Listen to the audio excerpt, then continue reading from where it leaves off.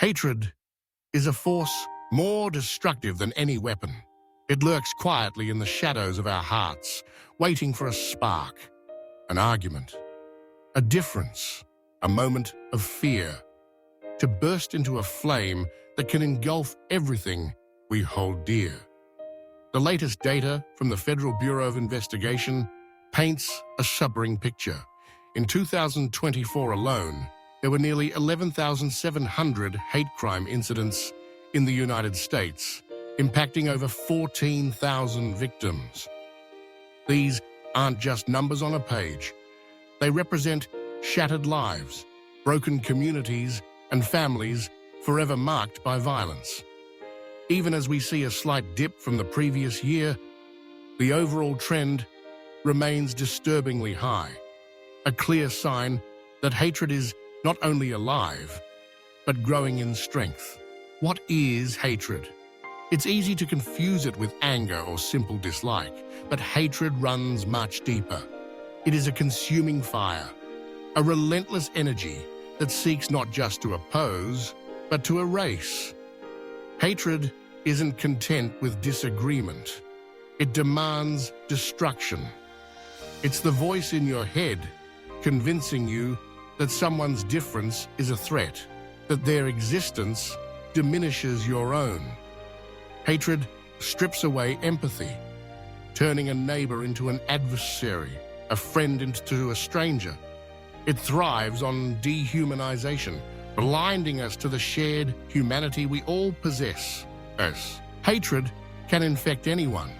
It finds its way into families, severing the bonds between parents and children, siblings and spouses. It creeps into neighborhoods, transforming friendly faces into suspicious glances. At its worst, hatred is the driving force behind acts of terror, the root cause of wars, and the silent curse in countless stories of loss. Consider the recent statistics. Over half of all reported hate crimes in 2024 were motivated by race, ethnicity, or ancestry. Anti-Black or African-American incidents make up the bulk of these cases, proof that centuries-old prejudices still bleed into our daily lives. Religious hatred is also on the rise, with nearly a quarter of hate crimes targeting faith, particularly anti-Jewish animus. Sexual orientation and gender identity biases, too, continue to fuel violence and exclusion, with LGBTQ+ individuals facing hostility simply for being themselves. The impact of hate is not limited to the immediate victims.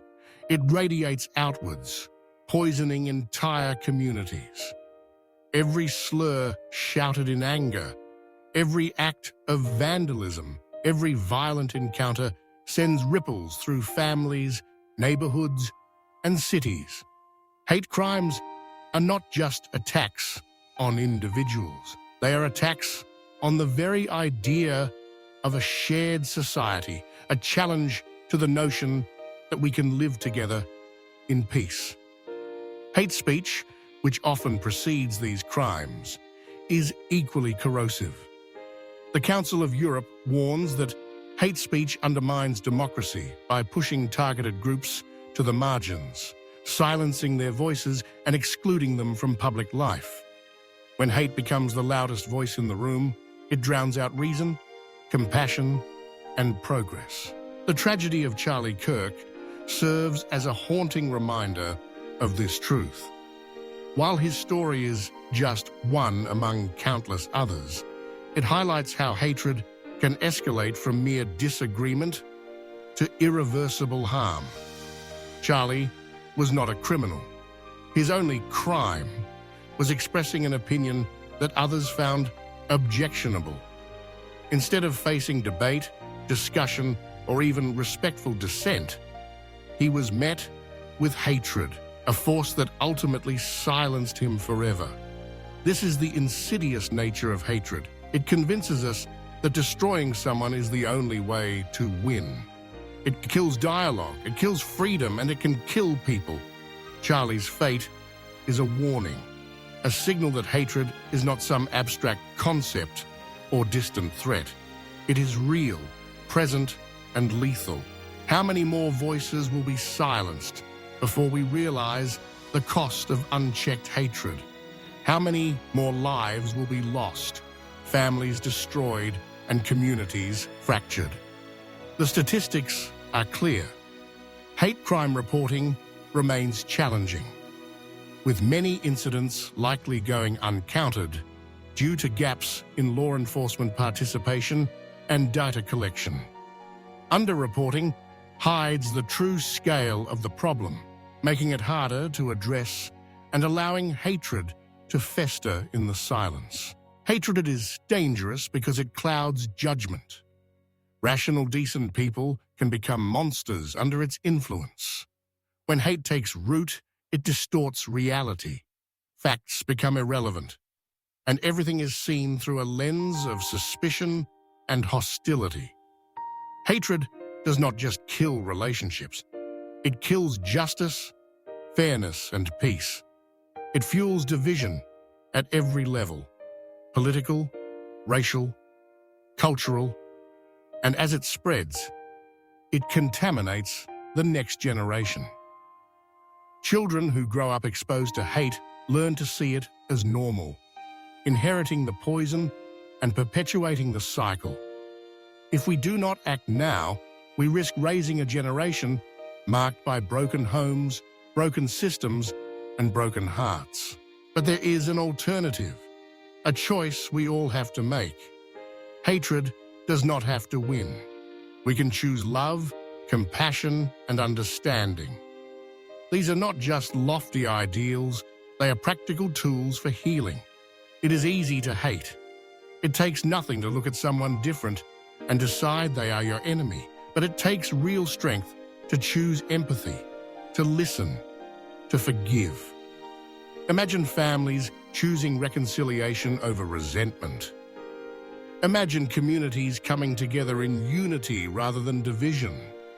Imagine a world where differences are not a reason for violence, but an opportunity for dialogue. Love is not weakness. It is the strongest weapon against hate.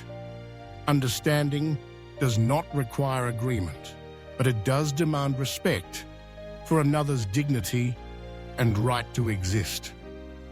When we choose compassion, we challenge the cycle of hatred, creating spaces for healing and growth. Community engagement, robust reporting systems, and honest conversations are essential. We must support those affected by hate, amplify their voices, and ensure their stories are heard. By improving data collection and encouraging law enforcement participation, we can better understand the scope of the problem and develop strategies to prevent future harm.